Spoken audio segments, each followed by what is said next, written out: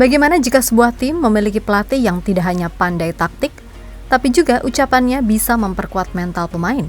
Ya, di dunia sepak bola, banyak pelatih pintar bicara taktik, tapi sangat sedikit yang ucapannya mampu mengubah mental pemain elit.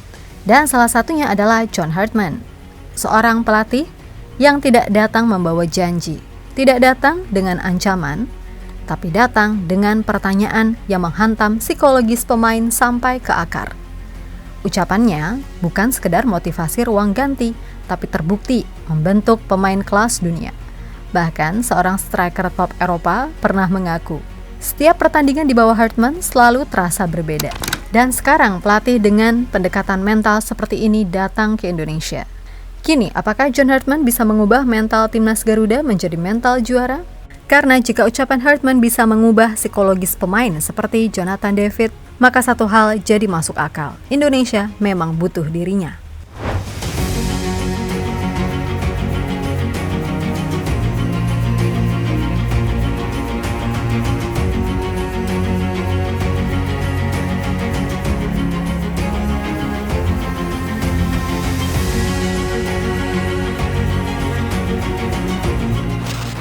Di sebuah panggung TEDx di Vancouver, John Hartman tidak bicara soal pressing dan soal formasi. Yang ia ceritakan adalah trauma sekelompok pemain Kanada yang baru saja dipermalukan di Piala Dunia Wanita 2011. Mereka pulang ke negaranya dengan kepala tertunduk, membawa rasa malu dan kehilangan identitas. Hartman menyebutnya dengan satu istilah keras, sports trauma. Beberapa pemain bahkan tidak sanggup berdiri tegak saat harus menatap orang lain. Dan di titik itulah, Hartman tidak datang sebagai pelatih, ia datang sebagai manusia. Ia tidak memberi ceramah panjang, tidak memberi ancaman, bangku cadangan. Ia hanya membawa dua kata sederhana, be good. And we clutter our lives right up that we just forget about the absolute basics in life. And those two words are be good. Just be good. Ya, bukan tentang menang, tapi jadi manusia yang baik saat tidak ada kamera, saat tidak ada sorotan, saat tidak ada yang menilai. Karena menurut Hartman, greatness tidak bisa dihidupkan dan dimatikan sesuka hati. Pemain hebat bukan yang tampil bagus saat ditonton, tapi yang tetap konsisten saat tidak ada siapapun yang melihat. Dan kalimat yang menghantam semua pemainnya adalah satu ini. Great people do it when nobody's watching. So here's my question. Aye, exactly. The question is, how bloody good are you? Disitulah mental mereka berubah. Mereka berhenti menyalahkan orang lain, berhenti mencari alasan, dan mulai bertanya pada diri sendiri. Seberapa baik aku sebenarnya? Di lapangan, di ruang ganti, dan di hidupku. Ucapan Hartman itu bukan berhenti di panggung TEDx. Karena setelah kata-kata itu ditanamkan, hasilnya benar-benar terlihat di lapangan. Bersama timnas putri Kanada, Hartman membawa tim ini meraih medali perunggu Olimpiade London 2012, lolos hingga Piala Dunia 2015, hingga perempat final, hingga dikalahkan Inggris 1-2. Setahun kemudian, ia mengulangi perunggunya di Olimpiade Rio 2016, dan tidak berhenti di sepak bola putri. Tahun 2022, John Hartman membawa timnas putra Kanada lolos ke Piala Dunia untuk pertama kalinya setelah 36 tahun absen. Bahkan bukan sekedar lolos, Kanada finish sebagai juara kualifikasi CONCACAF, mengungguli Amerika Serikat dan Meksiko. Sebuah pencapaian yang tidak mungkin lahir dari motivasi kosong. Meskipun di Piala Dunia 2022, Kanada akhirnya kalah di fase grup, satu hal sudah berubah selamanya. Mental tim ini tidak lagi kecil. Hartman membuka pintu tentang bagaimana sebuah negara belajar percaya pada dirinya sendiri.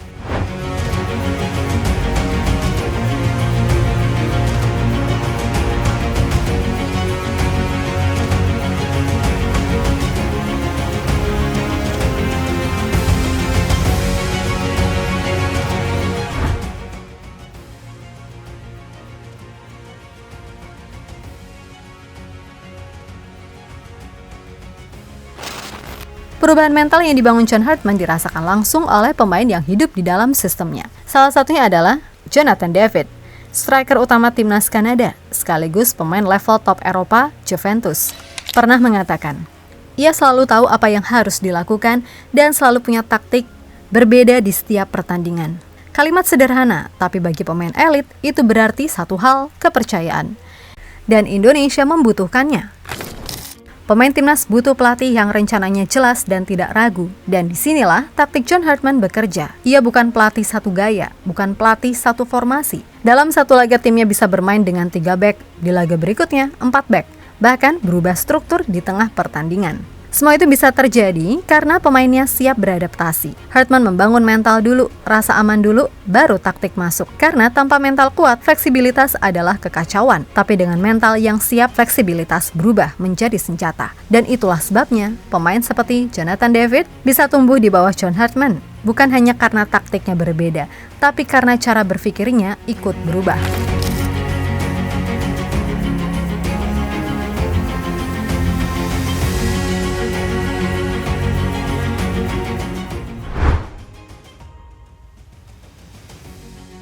Di era John Hartman, satu hal harus dipahami sejak awal. Pemain tidak dipilih karena nama besar, bukan juga karena popularitas, tapi karena fungsi dan kepercayaan. Ada beberapa kriteria kunci yang jadi fondasi Hartman. Pertama, IQ taktik. Pemain harus cepat membaca situasi, tahu kapan naik, kapan bertahan, dan tidak panik saat formasi berubah. Teknik penting, tapi tanpa kecerdasan membaca permainan, pemain akan tertinggal. Kedua, mental tahan tekanan. Hartman lebih suka pemain yang berani ambil risiko daripada yang bermain aman. Salah tidak masalah, yang penting tidak hilang mental. Ketiga, fisik mobile dan intens. Bukan soal besar badan, tapi daya jelajah, transisi cepat, lari berulang, dan siap kerja double. Keempat, versatile atau multi posisi. Semakin fleksibel peran pemain, semakin aman posisinya di squad. Back yang bisa naik, gelandang yang bisa turun, itu nilai plus besar.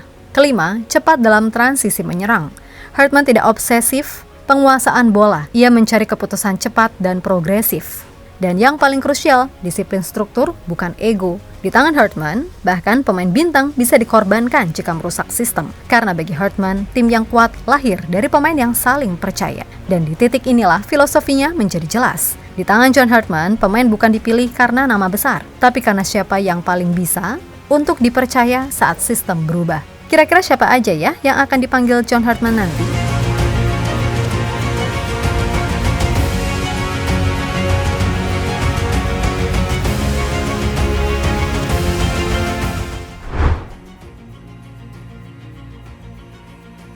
Tahun 2026 bukan tahun biasa bagi John Hartman. Ini adalah tahun ujian. Bukan hanya soal taktik, tapi soal kepercayaan publik Indonesia. Ujian pertama datang di FIFA Series Maret 2026. Debut resmi Hartman, Indonesia jadi tuan rumah. Semua mata tertuju ke satu hal. Bukan hanya hasil, tapi wajah permainan timnas. Apakah tim ini lebih berani, lebih tenang saat ditekan, lebih siap secara mental? Lalu datang ujian yang paling emosional, Piala AFF 2026. Turnamen ini selalu kejam, karena di sini proses jangka panjang sering tidak dihargai.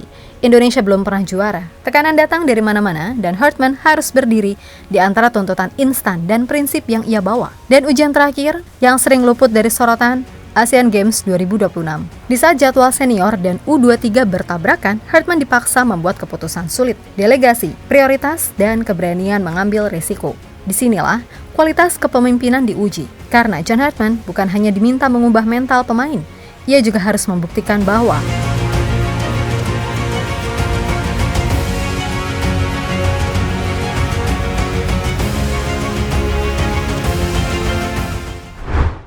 mental itu cukup kuat untuk bertahan di bawah tekanan Indonesia. John Hartman tidak datang ke Indonesia membawa janji trofi instan. Ia datang membawa cara berpikir, cara melihat tekanan bukan sebagai ancaman, tapi sebagai ujian karakter. Cara memandang pemain bukan dari nama besar, tapi dari siapa yang tetap berdiri tegak saat sistem berubah. Jonathan David berubah bukan karena Hartman menjanjikan kemenangan. Ia berubah karena Hartman memberi makna. Dan jika timnas Indonesia siap menerima proses yang sama, siap hidup di atas garis saat tidak ada kamera dan tidak ada sorakan fans atau berani away, maka mungkin yang sedang kita bangun hari ini bukan hanya tim yang kuat, tapi mental juara yang bertahan lama.